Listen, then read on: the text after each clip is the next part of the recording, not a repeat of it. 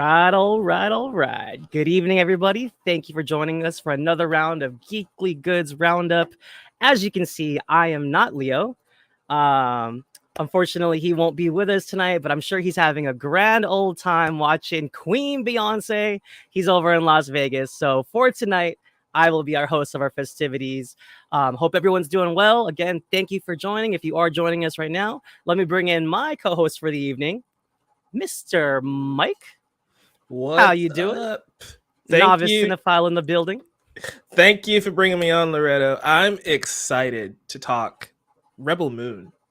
Zack Snyder's magnum opus, it looks like, right? But yeah, thank you for having me on. Thank you, Leo, for allowing me to fill your spot. It's a big shoes to fill, but I'm gonna try my best. Enjoy Beyonce. She's the greatest, right? Yeah, man, always a pleasure, Mike. I'm glad to have you on. And this would have been a weird thing to do all by my lonesome. So I'm glad I have you to join me on this ride. And without further ado, if you guys have been here before, you know how we do. We are gonna kick things off with 1 to 10.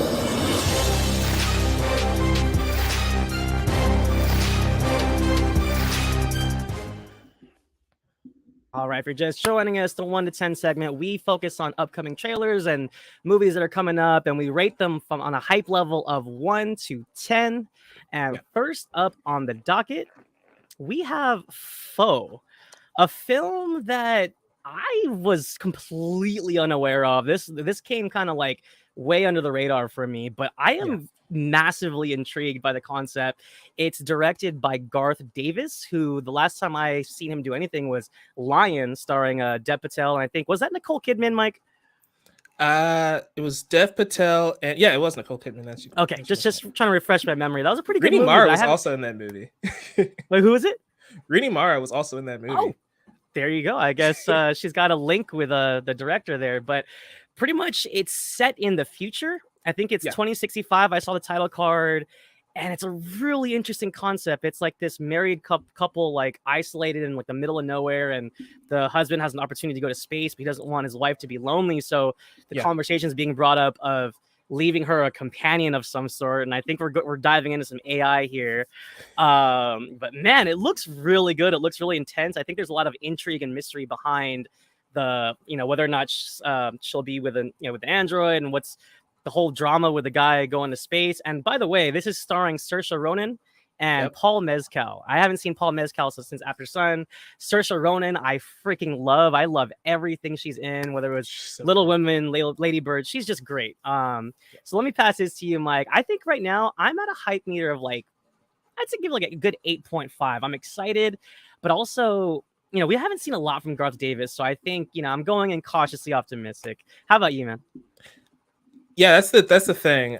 I think I might be right there with you, like that 8 to 9 range. I love the cast. I did love Lion. Lion is a phenomenal movie. It's been a long time since Lion came out. That was like 2016.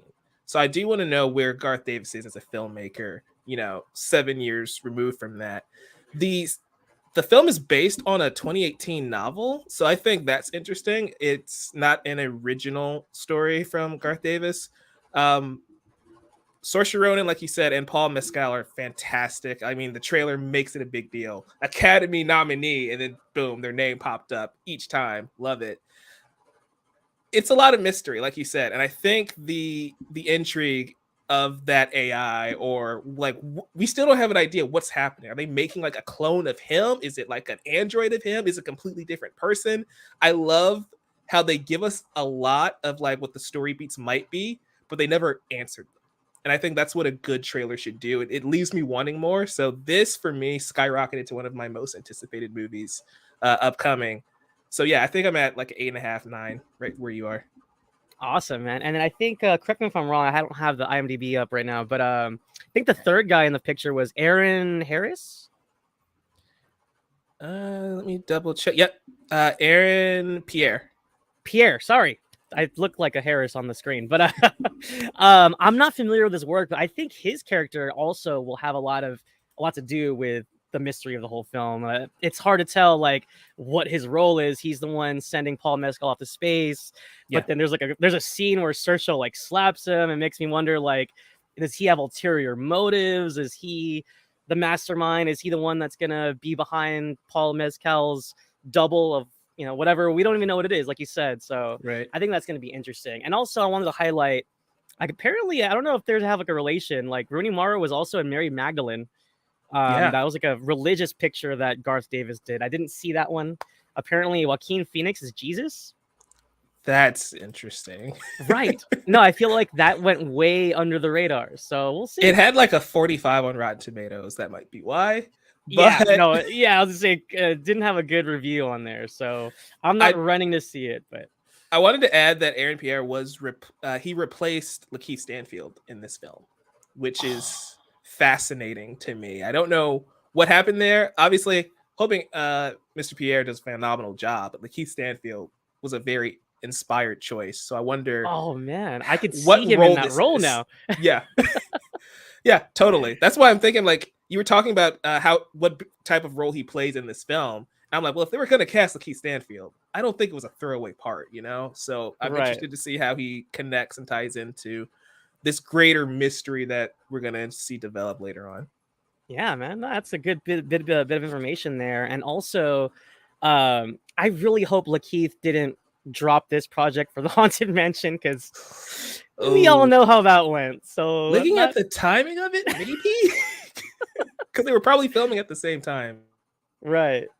Ugh. And so next up on the docket here, we have one that we are both anxiously looking forward to. We have Rebel Moon, the newest film by Zack Snyder.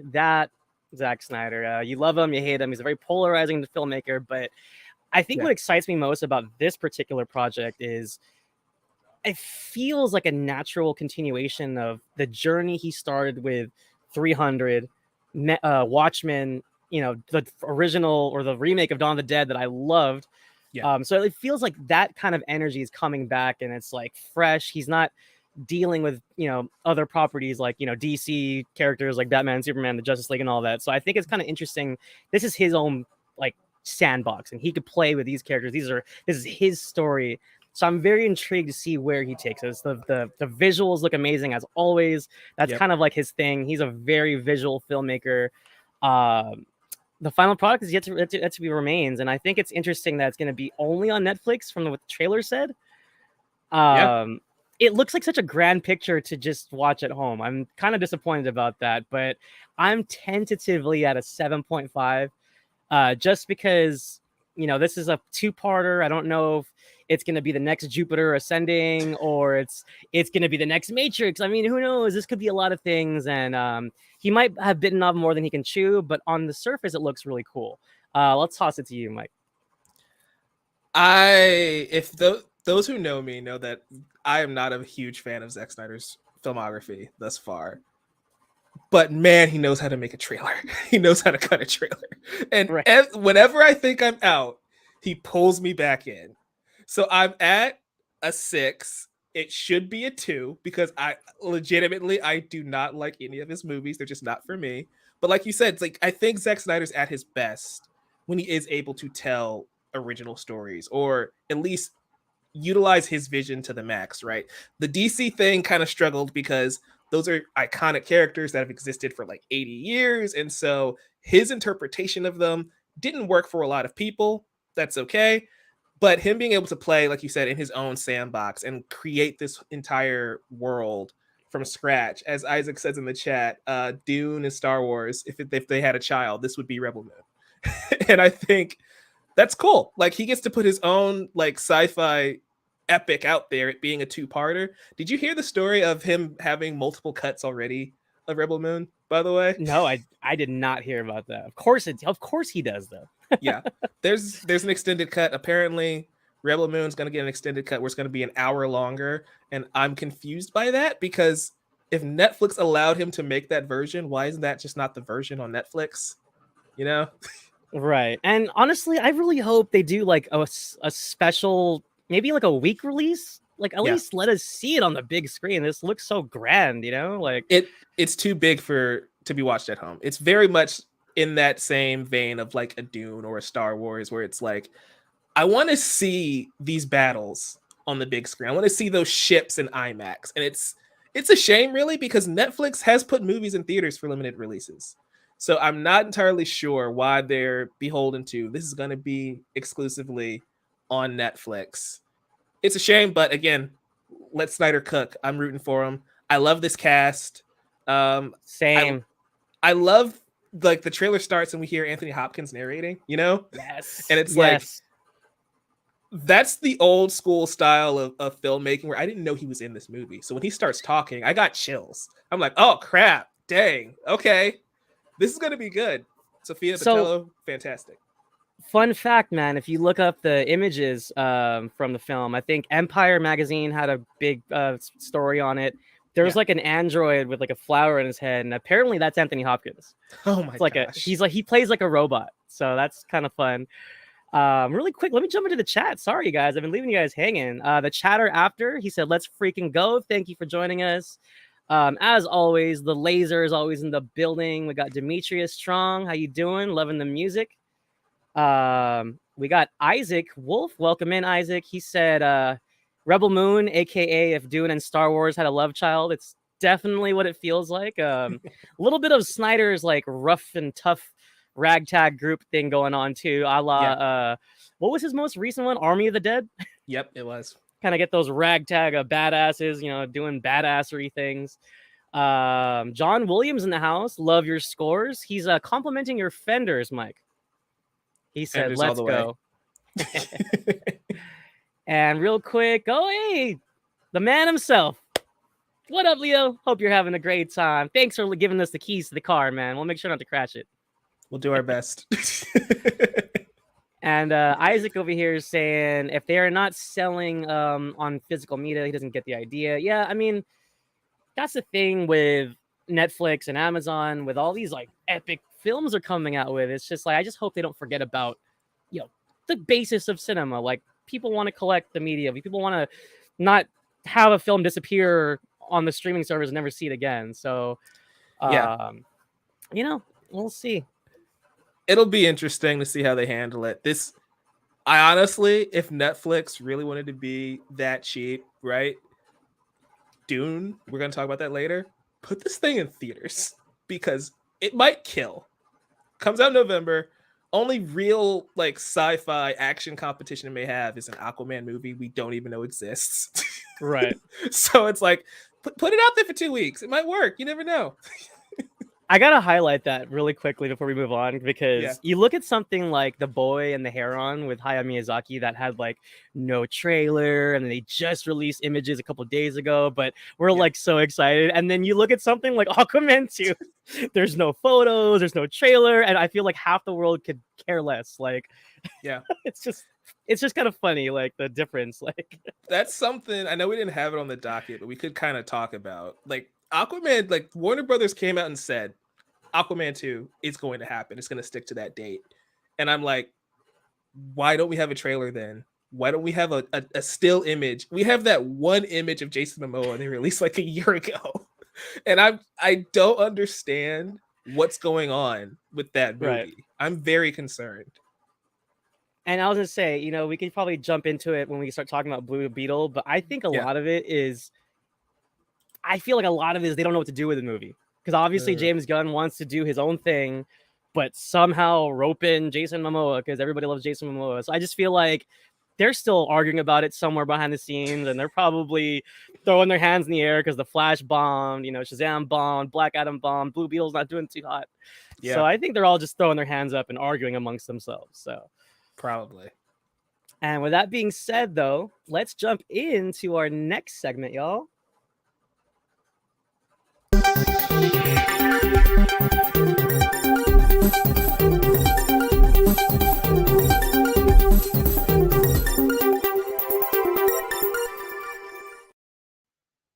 Fancy. Right, all right. If you're just joining us, this is the Geekly Goods Roundup, and this is the part of the show where we dig into the latest in film and TV news. Let's start off with some box office pulse. We got Gran Turismo racing to the #1 spot at this weekend's box office as of this moment.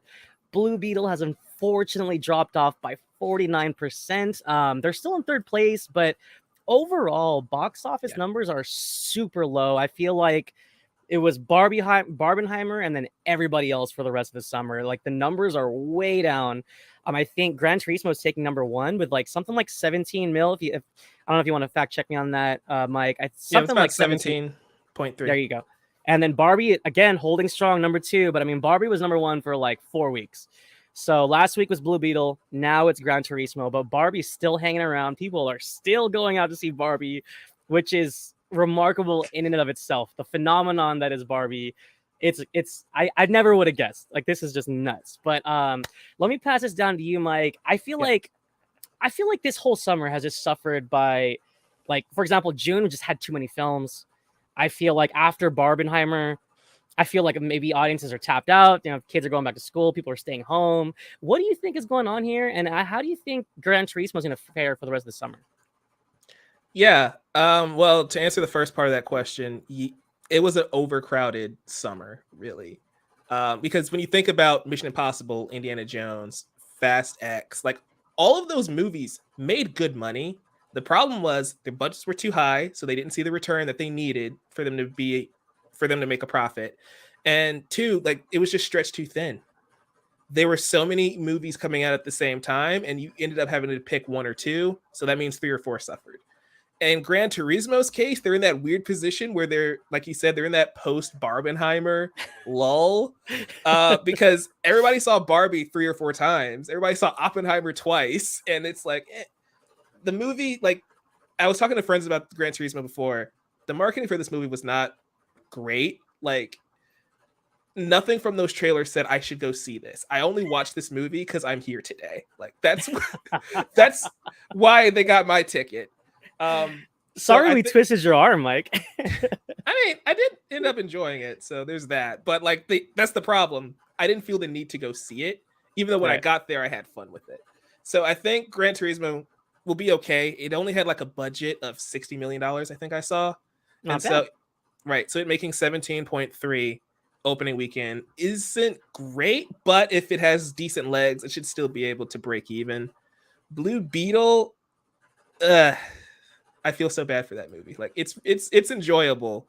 It deserves better for sure. It deserves so much better. And it came in behind Barbie this week, I think, right? Because Barbie was 17.1. Barbie was second. Blue Beetle was third. So. Yeah. Blue Beetle, again, marketing. It just looks like another generic origin story. And I think even though the movie's good, in 2023, audiences have seen enough origin stories, and for this year they've had their fill of superhero movies. You know, Guardians, Flash, Ant-Man. That felt like a long time ago, but that was still this year. You know, Shazam happened, Spider-Verse happened. So it's like, I think that's why Barbie and Oppenheimer did well, because they actually were counter-programming to the stereotypical action blockbusters that we get, you know? So I think that's why we're seeing this big fall off now, because we're kind of returning back to action race movie or action superhero movie, and audiences are just like, I'm good. I'm going back to school in a week. I'm just going to chill. Play Baldur's Gate 3. Right. No, and you know, to your point, I feel like this is that time of the summer where everyone's just over it. People are probably just got home from vacation, you know. And like you said, I think the fact that Barbenheimer happened, I think people are tapped out. Like, you know, they went to the cinema enough and they're just taking a break. And like you said, I don't think Gran Turismo was enough of an event picture to get people running back to the theaters, hence the low numbers. So, yeah. And really quick, I want to say what's up to Josan. Thanks for joining us, man. Good to see you in the chat. Welcome. He is jealous Leo didn't take him to Vegas. Low key, I am too. So, you know, we're in the same boat. No offense. Happy to be here with you guys, but I mean, it's Beyonce. Come on. Apparently, hold up. Can we fact check this? Is Flash Gordon getting a movie? I can fact check that. Isaac, give me your sources, please. All right. And while we're looking that up, let's go ahead and move on. But I do want to touch on it again. I just feel like Blue Beetle didn't get a fair shake, and a lot of it was WB, and I just find it so baffling for a film that was originally supposed to be on HBO Max. It's so odd for them to just throw it into theaters in this manner. I mean, like, maybe they just thought they could just collect whatever they can collect. But yeah, it feels like they just left it out to die. And it's like, if that was the case, why didn't you just drop it to HBO Max? It's just really odd decision making from them across the board this year. In a weird turn of events, right quick, Isaac in the chat is saying he was joking about Flash Gordon, but also apparently Taika Waititi is working on a Flash Gordon movie. News to me. That's been in development. So that is fantastic news. That is fantastic news. And I hope Taika utilizes that Queen score, because that theme song is fantastic. The Flash. Yes. That would be amazing. I need it in my life. But and honestly, yeah. I'm one of those Taika defenders. So a lot of people turned on him in the past couple of years. I love Taika. I think he's great. So that's exciting. Yeah, Taika's great. Even though I didn't love Thor 4, that was going to be a tongue twister for a second. Even though I didn't love Love and Thunder, I still think he's a great filmmaker. Like, I still enjoy the rest of his filmography. So yeah, definitely excited for this. Like, again, I mean, I didn't hate Thor Love and Thunder, but I didn't love it either. Yeah. I thought it was just okay for what it was, but I'm not going to like, oh, Taika sucks as a director. Like, I would never. So I just think it's so funny how reactionary people get, right? Very much so. Real quick, there's Laser. I was like, where did he go? What's up, Laser? Glad to see Laser. you. As always, one of our norm folks in the chat. Moving right along. This is actually pretty exciting, talking about Blue Beetle. Blue Beetle's director, Angel Manuel Soto, is set to direct The Wrecking Crew. It's an action buddy picture starring Jason Momoa and Dave Bautista. And I personally loved Blue Beetle. I thought it was great. It was a solid film. It had a lot of heart. The action was pretty cool, and I really liked the flavor. It was nice to see all the references to Latinx culture. Yeah. This is pretty exciting to me. I think this is like in that vein of what Angel Manuel Soto does well, because I think the dynamics he had with the Reyes family, I think this will very much apply to a buddy picture. I could already see like the fun kind of back and forth between Bautista and Jason Momoa already. I'm excited for this project, man. Let me throw this down to you, Mike. How you feeling about this one when you heard about it? I'm sold. I mean, just the 3 names attached to this project are enough to get me excited. I agree with you. Blue Beetle was a very good taste of what he can do with a buddy cop dynamic. Just look at Jaime and his sister, right? Like they're back and forth sibling rivalry throughout the movie, I think is perfect for a buddy cop picture. And Jason Momoa is so charismatic. Like, put him in anything. That's why I think Aquaman 2 will still be okay, simply because he's in the movie. Dave Bautista, low-key, was one of my favorite actors working today. Like, he is so underappreciated. He has such great range, and it'll be interesting to see him play off of Momoa's energy. So I think this has the potential to be fantastic. Also, giving Angel Manuel Soto a bigger budget. Because he was talking in an interview last week about Blue Beetle. He was just like, there's so much other stuff I wanted to do with that movie, but for budgetary reasons, I couldn't do it. And so I'm like, what he did was still great. Like, he was able to work well within his means, but give him the budget he needs to make, because again, Bautista, Momoa, this is going to be a blockbuster. Giving him the money he needs to bring his full vision to life gets me excited. Oh yeah, no, and honestly, like as you said, like Bautista is a fantastic actor, possibly, arguably the greatest wrestler turned actor, compared to his counterparts like John Cena. No offense, or The Rock. I think Bautista is amazing. He was great in Dune. He was great in Knock at the Cabin. He was really put his emotions on display in that one. Blade Runner 2049. I was like, what was that other one? So he's great. I think also I never saw his comedy vehicles. Have you seen either of the one? There was one where he was like befriending a little girl, teaching her how to be a spy, and I think wasn't there like Stuber or something? It was like an Uber buddy thing. Yeah, he's done a couple of comedies that I haven't seen, but I have seen him in Guardians of the Galaxy, and he's hilarious. Right, there, and I think we all know he's got the chops for that at least. So yep. Now that you mention it, or now that we're mentioning this news, I'm actually like, I kind of want to check out that Stuber. I feel like I have never got a chance to see it. So yeah, I've heard good things about it. So yeah, it was like Kumail Nanjiani, right? Him and yeah. So I gotta check that one out. We'll see. Fingers crossed. I think this should be a fun project. We do not have a release date as of this moment. Moving right along, the first 2 seasons of the Teenage Mutant Ninja Turtles Mutant Mayhem spinoff. The series will premiere September 19th on Paramount Plus. I, for one, am super excited for this series, but I am kind of disappointed with the box office run. I mean, they did get over 100 mil, but it didn't do as great as I thought they would. Another film a la Blue Beetle, I just feel like didn't get enough love, and this has nothing to do with its quality. It got great Rotten Tomatoes score, great word of mouth, but for whatever reason, people just didn't come out to see the Turtles. But I think this should do really well in Paramount Plus. Leo himself was highlighting that the last time we were talking about the Turtles, and I agree. I think with the 80s, the original cartoon being on Paramount Plus now, and pretty much all of the Turtle media is on Paramount Plus if you guys don't have it yet. I think this new series should be awesome. It should be fun, and if it uses the same animation style, and see why they would not. I think it's going to be a fantastic addition to the lore of the Turtles. You excited for this one, Mike? Yeah, just to clarify, this news is for the original 80s show is going to be added to Paramount Plus. We don't have a release date for the Mutant Mayhem series. My bad. Oh, crap. I should have fact-checked myself before I put this up. It's all good. I mean, this show, it was greenlit for 2 seasons, so we can still talk about it. Like, it's right. I can't wait to see off where of that, dudes.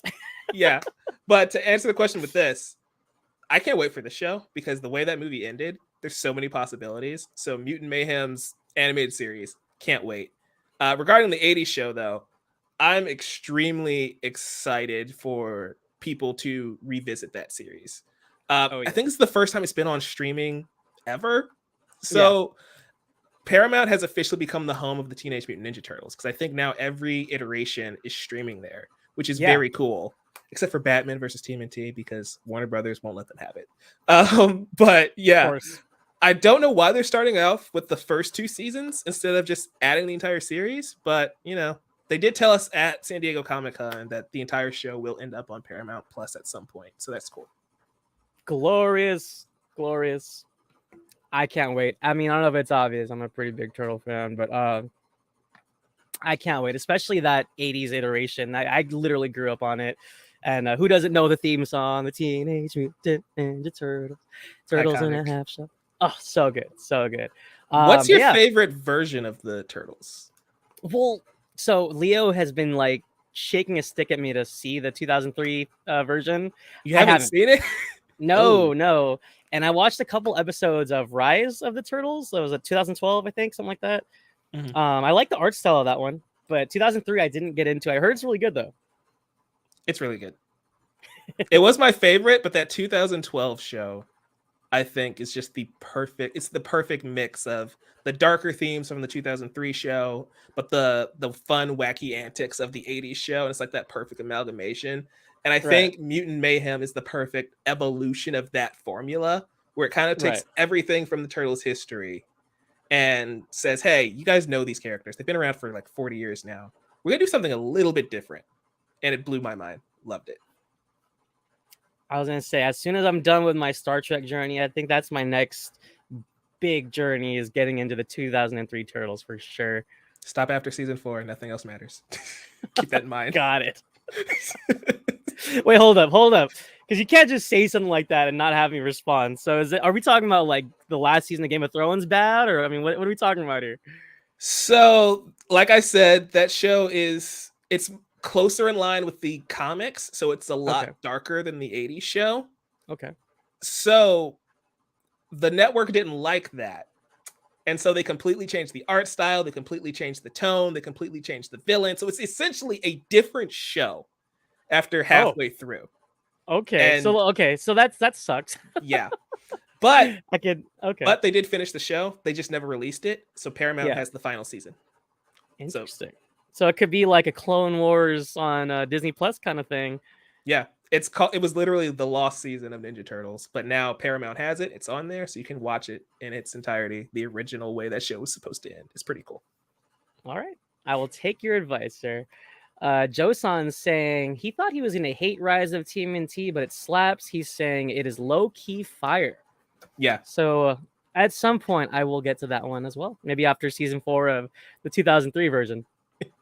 Yeah, Rise is much like Mutant Mayhem, it's a very different interpretation of the Turtles. Like they have superpowers and stuff in that show, but it's cool. It's a fun time. And I think didn't they switch it up? Like, isn't Ralph the leader in that one? Yeah, he is. It's That's very such an weird. interesting concept. Yeah. It works though. It definitely really? works. Because I was saying, like, if Leo's not the leader, what is he? It's like, yeah, that's exactly the point. Like, what is Leonardo's arc and journey in that show? They do some cool stuff with Leonardo, so it works out. Okay. Look forward to seeing that. All right, y'all. Now it's for some bad news. The next couple of slides. Godzilla X Kong, the new Empire, has been delayed to April 2024. I didn't love Godzilla versus Kong, but I do love a good kaiju fight. You know, stuff like Pacific Rim was great. Hellboy 2, The Golden Army. I'm more of a Guillermo del Toro fan, but you know, I did like Kong Skull Island, and I liked Gareth Edwards' original Godzilla. I know Leo doesn't like that one because they didn't show Godzilla the whole movie, but you know, I like the Jaws formula. I like the less is more, and you don't show them until you have to kind of thing. I like that. But I was excited for this. All that being said, all of that hyperbole, I was excited for this. So it's kind of a bummer we have to wait. But according to you, Mike, you said it's just 1 month. Yeah, it was moved from like March, I think, to April. So not too big of a jump. We know why it was moved because something else took its slot that we're going to talk about in a bit. Right. It's not the second. It's not the biggest delay. So like I'm not broken up about it. It's just more frustration because this was unavoidable. Or excuse me, this was avoidable. Unlike when COVID happened, there's no reason this movie had to be delayed. You know, I will always laugh at the Godzilla X Kong because it's like the first movie, the previous movie was Versus, and so it's like okay, they're fighting each other, but now X makes it seem like they're lovers, and so I'm really interested to see what this new empire is going to be like. Right. No, it's kind of like, didn't Tekken and Street Fighter do that? Like Tekken X Street Fighter. It was like, yep. It's such a weird way to title something. But anyways, are you excited for the film like itself though? Like, were you a fan of Godzilla vs. Kong? No, I was not. I'm very much in the same boat as you, where I did really enjoy Godzilla. Like you said, they went the Jaws route where we're following the humans and we don't see much of Godzilla, but when he shows up, I think it hits, and I think that works for that film. Yeah. And I did like Kong Skull Island. I did enjoy that, you know. Yeah. It was interesting seeing Tom Hiddleston and Brie Larson be the leads of that movie. I think there was two of the few human leads in these like kaiju movies where it's like I kind of did like their chemistry and like what they were doing with them. That was spicy. Yeah, they were great. So I did like the earlier films in this franchise. Once we got to the actual crossover, it didn't really work for me that well. But like you said, I enjoy kaiju battle, so I'm going to be here. I'm interested to see where they go next after Godzilla versus Kong, because the world can only take so many kaiju battles. Like how much bigger can you go from Godzilla versus King Kong? Exactly. And what's interesting is like the way, if you look at this concept art here, it looks like we have another bad monkey. Yeah. And I'm like, okay, like how much more bad is he going to be? Because I mean, like, you know, Kong gave Godzilla all he can handle. So is he going to be Mega Monkey? You know, is he going to have powers? Who knows, right? So is he going to team up with Mothra? Like, what's going on here? I don't know. Is Mecha Godzilla coming back? There's so many things that can happen. Right. There's a lot of questions that need answering, but we won't know till next year, y'all. And that actually brings us to our last bit of news for the night. Dune Part 2 has been delayed to March 2024. This was arguably the most anticipated film for the rest of the year for some people. So much for some people that I won't shout out right now, but some people are so mad about this that they are cursing the strikes and cursing people, and that's not nice. That's not appropriate. That's awful. Look, the strikes, I think, you know, I wanted to touch on this. We were talking about this before the show, Mike. I think this is kind of going to start being a snowball effect from here on out, from September until going into 2024. All movies right now, shows are being delayed. And I think this is just the start. This is going to start snowballing. A lot of projects are either going to be put on hold. Unfortunately, a lot of projects might get canceled outright in terms of like maybe shows or in terms of like smaller films that are just with no writers, no actors to do them, I think some studios might just pull the plug on some of these projects, unfortunately. And something as epic as this is just going to get pushed back because they won't have any marketing, or at least the marketing that they want with all the epic cast that they have, with. So I'm pretty bummed, but at the same time, I'm not going to condemn the strikes. I think the strikes are happening for a good reason. How did this news affect you, Mike? And how excited were you for Dune Part 2? Because I loved the first film. Dune Part 2 was my most anticipated movie of 2023. Okay, I take it back. It was my second most because Spider-Man did happen. Okay. But, I'm very, very frustrated. And I'm not frustrated with the people on strike. I'm frustrated with the studios for letting this happen, right? The pandemic, we saw, and I just want to take a second and go back to Bob Iger's comments from like a month ago when he was talking about we were recovering from COVID and like cinemas were still just starting to get back. The strike is really bad for us. And it's like, okay, you guys recognize that. Why did you allow this to happen? Because COVID was unavoidable. It changed cinema forever. Like it forced Warner Brothers to do the day and date thing. And that is part of the problem why people aren't going to the theaters, because they just know it's going to be on HBO Max or Disney Plus in like a month or two. I think Warner Brothers just said Barbie was going to be on Max like September 20th or whatever. And that's insane to me.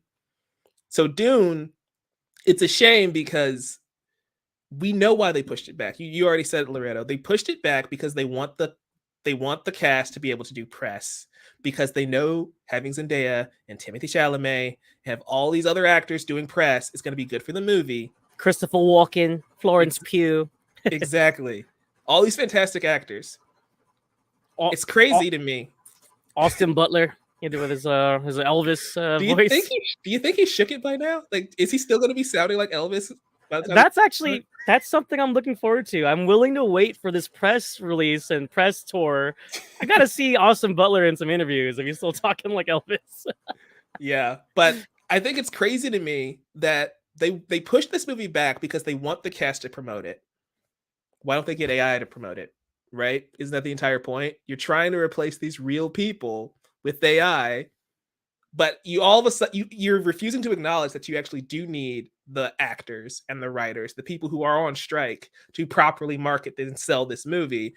And so you'd rather delay it instead of just paying them or, negotiating a fair deal with them.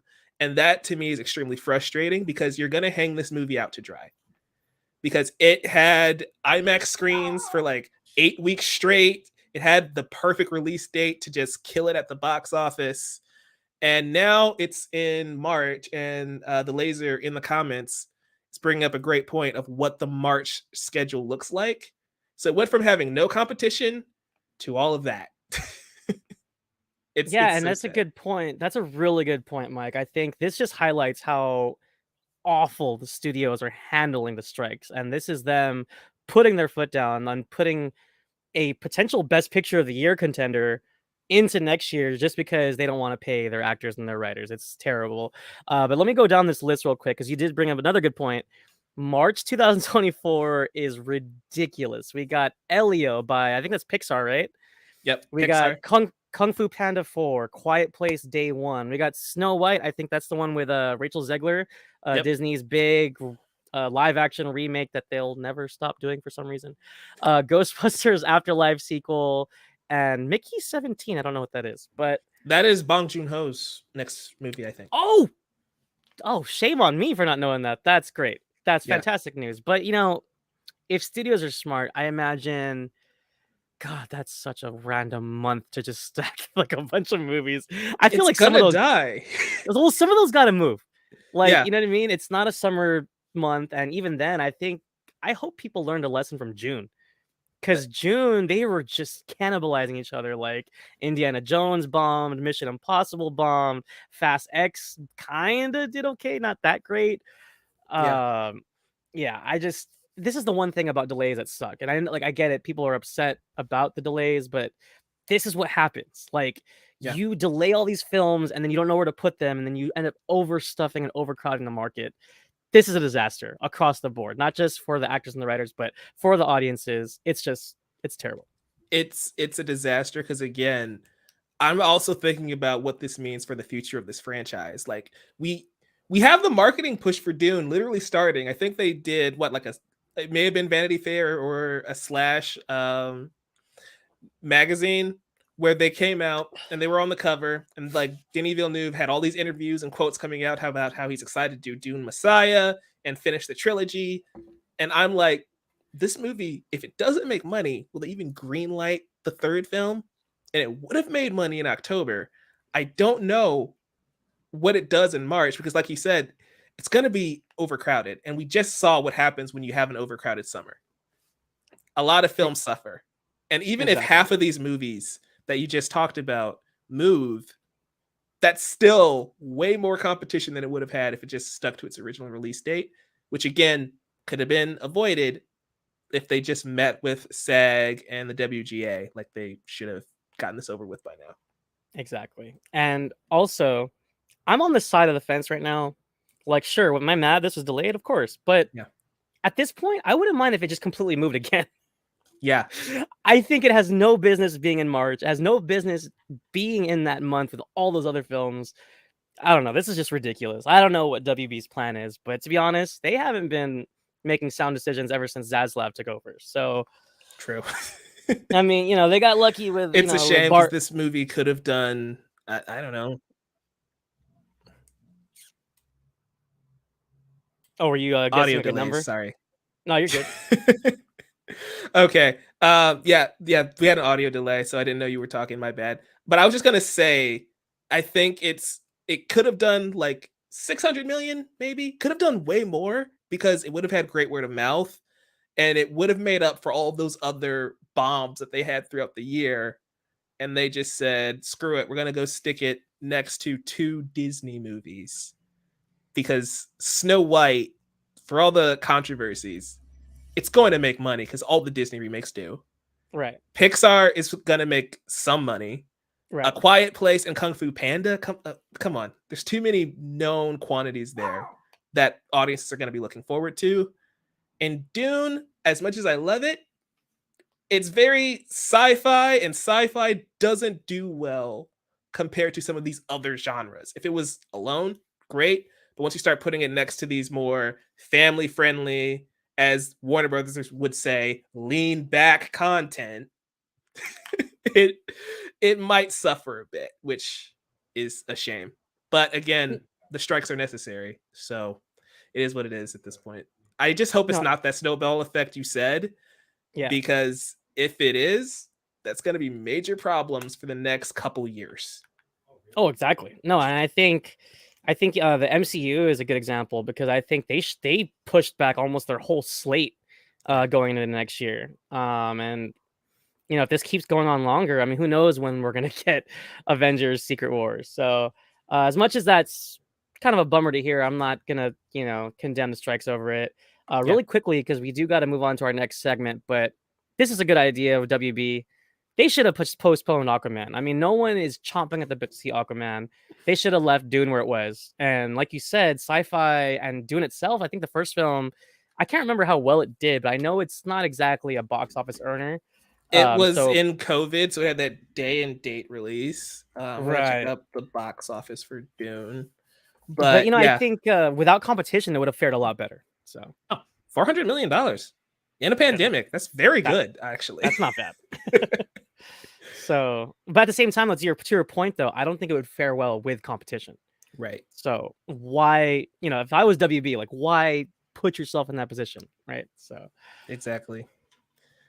Aquaman, they might just want to get over with because they have a reboot. So they're probably like, let's just get this out. We're going to take a year off and be done. If they pushed Aquaman into 2024, that might not fare well because the fatigue will still be there of like, we hate the DCU. We want this to be over. We're not ready for a reboot. They probably want that full, 18 months between Aquaman and Superman Legacy to give audiences a break. But yeah, I'm excited for Dune 2. It's a shame we have to wait. But to your point, they probably need to just push it back again and get it out of March because I don't think it will do well there. Right. And I mean, I don't know what Disney's plans are or DreamWorks for one. because we haven't seen Kung Fu Panda in the screens for a while, so I don't know what they think they're doing with Kung Fu Panda 4. So That's the last movie. I'm pretty sure the plot of that is Poe is looking for a successor. So that might be, yeah. So that'll be a really interesting film. And so I'm extremely excited for that. But yeah, putting that next to a Pixar movie, like just looking at that list, putting Kung Fu Panda next to a Pixar movie and Snow White, all of that is just a mess. And Ghostbusters. Right. No, exactly. And what's funny is, if I remember correctly, didn't Ghostbusters Afterlife do pretty well? I know it got a pretty good review across the board, and I loved it. I liked that one. So yeah, it did fairly well. Again, all of these are all the pandemic sequels, so they could have done better, but considering when they came out, they did pretty well, all things considered, since half the theaters were closed. And with that being said, that actually closes our roundup. Hopefully WB gets their head out of their butts and figure out what they're doing. And again, hopefully studios just find a way to make it work with the strikes, because I think at some point everyone's going to suffer, and it's not going to be good for Hollywood or anybody. So with that being said, let's jump into our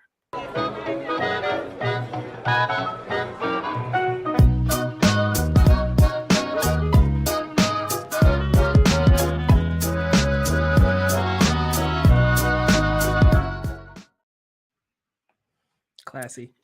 I love it. So our movie of the week is Gran Turismo, and let me kick this off really quick by saying, I know Super Mario Brothers made $1 billion.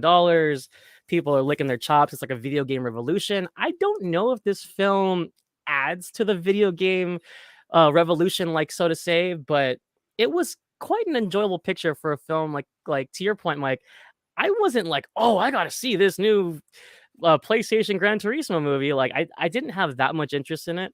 Yeah. But I will say, here's the things I think that this film greatly benefited from. I think off the top of my head, this cast is awesome.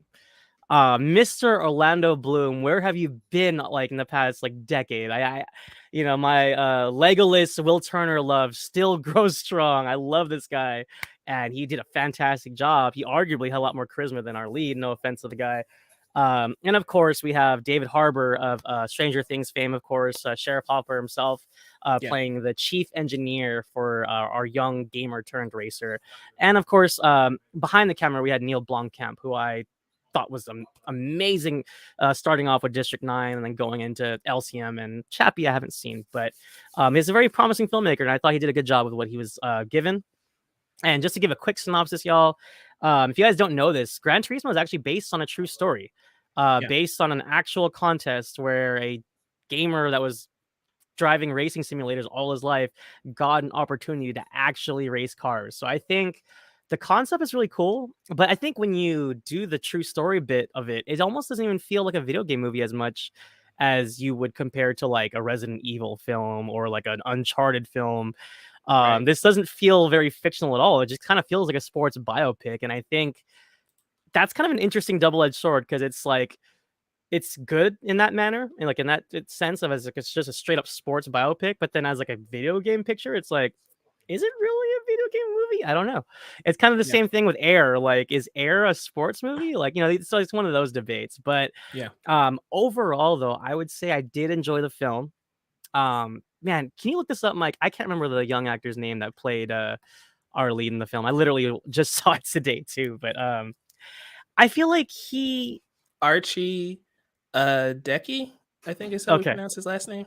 I might have just completely botched that. We're gonna call you Archie. I'm sorry. Okay, Archie. No offense to the kid. I think he's got promise. He had some emotional moments that I did connect with, especially with his father, who's played by Jaimon Hunso. I just totally forgot to mention. They had some good emotional beats, but I think he was a little bit uneven. He was a little wooden for me in parts. There was actually some sections where I was trying to look up. I was like, is this the actual gamer kid? Because it kind of felt like, there were some spots in the film where he was a little rough. And I think in terms of him being our lead character, of course he's young and, he's no Orlando Bloom or David Harbour, but I feel like he definitely got overshadowed by the star power, in my opinion. And also, I think for the narrative, we kind of glazed over a lot of things that I found really interesting. And I I wish they got more technical with certain things. I don't want to spoil anything for anyone that hasn't seen it yet, but like there's like instances where our lead character was like, oh, he knew that the brakes were off and he felt that. And I'm just curious, like, I understand how realistic simulations can be, but I would love to dive into the technicalities of how he can know this part of the engine's not working right. And it's like, I think if we kind of open that up and explore that, that would have been fascinating for me in terms of caring more about his character. But like I said, overall, it's a fun summer popcorn flick. It ain't no Top Gun Maverick, but I think I would be willing to see this in 4DX or something with like the moving seats, because the racing sequences are awesome. So let me throw it to you, Mike. What are your general thoughts about the picture, and what did you love or dislike about it? Yeah, I'm very much in line with you. I think they didn't know how to market this movie. And we can kind of talk about that because it's not a video game movie. Because once you say based on a true story, Gran Turismo is not a true story. So therefore, it's not a video game movie. So trying to pitch it as one, I think hurt the film. If they just said, like you were saying, sports biopic, and they pitched it as that. This kid's dream was to become a race car driver, and he trained playing video games, is an interesting pitch. And they could have just led with that and like hyper focused on that. It probably would have done a lot better. That said, the movie itself, I think, is very enjoyable. I think that first act is very slow, mainly because again, we're trying to establish Jan as a main character, and like you said, compared to who he's acting against, our lead is just not being able to keep up because these are three legends that he's primarily working with: Orlando Bloom, David Harbour, and then you have Hansu as his father, who's not in it a lot, but when he's there, you have that gravitas. They fridged him. Yeah. I was like, where is Jaimon? Yeah, he's just out the store. There's even a moment, this isn't a major spoiler, but there's a moment where he's like talking to his mom. And then it's just like, can you want to speak to your dad? No. And it's just dad's just not in the scene because it's like he would have distracted us because he would have been at a completely different level than the rest of the cast. Oh man, that's funny that you bring that up, because it's like, what if they fridged him for that purpose? Like, oh man, Jaimon Hunso is eating this scene. We got to take him away from the film for a little bit. Like, that's what it felt like, and I think that's one of the weaknesses of the film because David Harbour is in like 90% of the scenes, and it feels like he's the main character a lot of the time, which is great. Like again, he does a great job, but it kind of distracts from what Archie is bringing to the table. I love the cinematography, like how they filmed a lot of the races, the stunt work. I love how the race car driver that's actually based on is doing his own stunts. What is all the Bucks disrespect in the chat right now? I don't know, man. It's very distracting. Hey guys, we're trying to review a film here. Leo's talking about Nuggets in 5, baby. I don't know what's happening in the chat, but I don't know. You know, for those who don't know, I'm in Milwaukee, Wisconsin, biggest Bucks fan on earth. So I see Giannis's name out the corner of my eye. I'm like, what happened? Did I miss something? But let's bring it back in. Let's bring it back in, guys. Bring it back. I actually have an interesting point, Mike, I wanted to bring up. I feel like he was miscast because I don't think Archie's a bad actor per se. Yeah. But I just feel like he was miscast. Like, for example, when he was acting off of, again, God, these young actors, I don't know their names, but I liked his romantic interest. The girl, I think Audrey was her name or something like that. Yeah. I liked his scenes with her. And again, that relationship, along with the father relationship, which I thought was very central to his character, they both kind of get fridged for most of the film. I think that's really just a script issue, not necessarily the actor, because I don't know what they wanted to convey with Jan as a character, simply because we could have gone into like full nerdy, like he's playing video games, so he's kind of got like that geek like personality to him, but he's just very wooden, like you said. And it's like, what drives you? And we get a brief mention of like something that happened in his childhood. We don't delve into that either. And so I come away from this movie not knowing a lot about him as a person outside of his relationship with, again, the love interest, his parents, David Harbour. But again, the focus is drawn to those other people in the majority of those scenes. And so I think it really hurts our perception of the character, not necessarily the actor himself. And so, not to harp on all of the negatives about it, there are still great moments. It just holds the film back a lot from being great. It's still good, but a lot of that holds it back from being great. I don't know what's happening in the chat, but no, I agree, man. I agree. I think, like I was saying, I caught up. I'm saying Jan, which is the main character's name. Okay, so Leo interpreted that as Giannis, and it just spiraled from there. Okay, that's what happened. And then, hey, look, there's some other things in there. Everyone at home, don't do drugs, kids. But you know what I was saying though. I mean, like, I think I could see this Archie kid in like a rom-com, or like a coming of age like teen movie, or like he could be part of Scream 7. You know, I could see him I could see him being in a hip young cast, you know, but I think I'm not sure if he was ready for this type of picture where he is like, you know, the film's resting on his shoulders, like you said. But again, maybe it's not his fault. Maybe some of it is the script. So, you know, I don't want to put it all on the young man. So it's surprisingly dramatic too. Like, there are moments in the second and third acts where I'm like, I didn't expect this movie to go this hard, but I'm glad it did. Yeah. And I think that, again, makes it a really enjoyable movie. And I would say too, I think to your point, like those dramatic beats that also caught me off guard because I got a little emotional. Especially like, you know, the picture of his young self next to the car, and he's like, "You took that picture of me, Dad." Like oh god, stuff like that just gets me, man. And I think it definitely elevated the picture from like an okay picture to a good picture. So, But yeah, guys, if you haven't seen Gran Turismo, we tried our best not to spoil it. Is there anything else you wanted to highlight about the film? I think we hit all the major stuff. The cast, again, fantastic. A lot of the younger actors, I do think, had good chemistry together. Like you said, it's just when you have to act against Orlando Bloom, it's kind of hard for any young actor, you know. So I think by and large, the cast did a decent job. There, again, were some pacing issues here and there, but once it gets going in like Act 2, it gets really good. So as a sports biopic drama, I think it's excellent. It's not a video game movie, and the PlayStation logo is very deceiving, and I think hurt the film quite a bit because they didn't know how to market it, and that affected public interest. So I'm hoping word of mouth and everything helps it do well at the box office, because I think it was only a budget like 60 million. It was relatively cheap, so hopefully it does well for them. So I can't remember what was the tagline for Air, but you know how like off bat you see like the shoe and you see the logo and it's like, oh, Air, the Michael Jordan shoe story, right?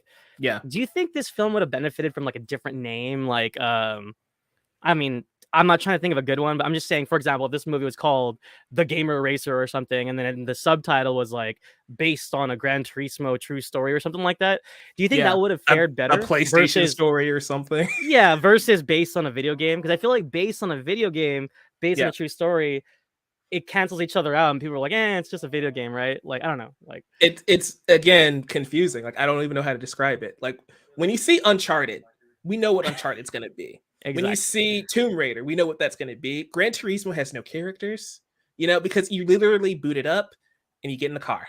That's it. There's no lore to Gran Turismo. And so from its inception, as a PlayStation fan, I'm sitting here like, why is Gran Turismo getting a movie and God of War isn't, you know? And so that very much hurt it. So if they did name it something else, that would have been great. Also, have we been saying Nissan wrong? I just need to make sure I'm not crazy. I was thinking the same thing. Like, every time Orlando Bloom said, like, how was he saying it? Like, he was like saying Nissan. Yeah, I was like, I just kept like looking around. And I was like, is that how we're supposed to say it? It's one thing if it was just his, it was one thing if it was just his character, but everyone in the movie said it that way. And I'm like, did we as a society fail? And we all have just been saying it wrong, and they never corrected us. I'm no, I think that is definitely the case, man, for sure. But again, guys, we have been talking about Gran Turismo. We try to keep it spoiler free. More or less, me and Mike enjoyed it. Did you have another one little tidbit? One small thing just to finish off the point we're talking about. Air, the tagline was, "What they created defined a legend." And you see the shoe on the poster. Perfect. That's all you need to know. Gran Turismo. I don't know what their version of that would have been, but they definitely needed to make something else aside from just naming it Gran Turismo and confusing everybody. So okay, now that we're on this, like before we get out of here, I do want to touch on the poster I saw. The poster I saw in my theater was like, "From gamer to racer."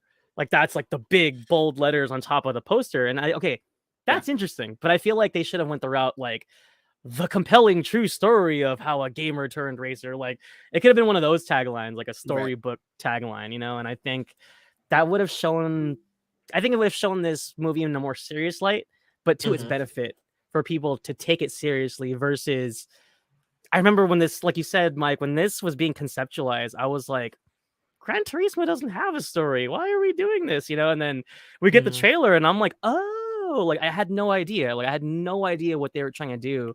And then even then, I still don't know what I just saw either. It's like, okay, I guess it's just a sports movie. Yeah, that's my takeaway is like, this was a really enjoyable sports movie. This was not a video game movie. This was not a Gran Turismo movie. Like they just took the name because I guess they thought it'd be marketable, but I think in the end it may have hurt it a little bit, which is tragic. Yeah. No, I agree. And I think audiences hear video game and they're like, yeah. So I don't know what $32 Leo's talking about, but I hope he's having a good time. Is Beyonce not on stage yet, Leo? What time did she get on stage, man? Maybe she's watching the stream. We'll end very quickly for you, Queen.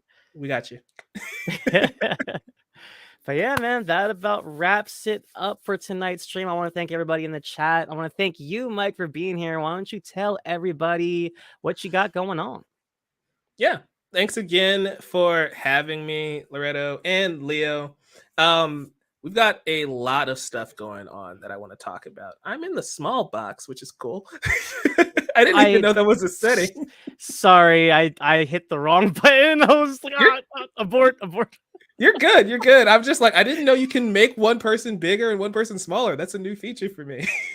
But Leo in the chat is saying Gamer Turned Racer does sound kind of dope. It does. They actually, Loretto, you need to be part of the marketing department at Sony Pictures.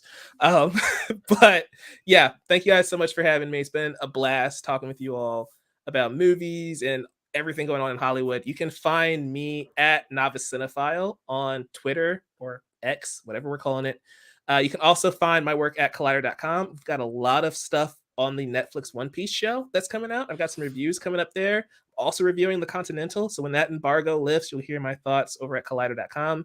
And my podcast, The Chatter After. We're doing live streams Mondays, Wednesdays, and we're doing reviews every other week. We're reviewing La La Land, which perfect movie. I can't wait for you guys to see that video. It's going to be a lot of fun. And at the Leo. Leo doesn't like La La Land. I know. You know, I'm glad I'm plugging this and he's not here to shit on it because masterpiece of a movie. But if you want to talk anime, The Amateur Otaku, we're covering Naruto. Naruto's coming back for its 20th anniversary for some special episodes. So we're reviewing those when they drop. And I think that's everything. By and large, just follow me on Twitter. You'll see all the updates there at Novice Cinephile. Busy man.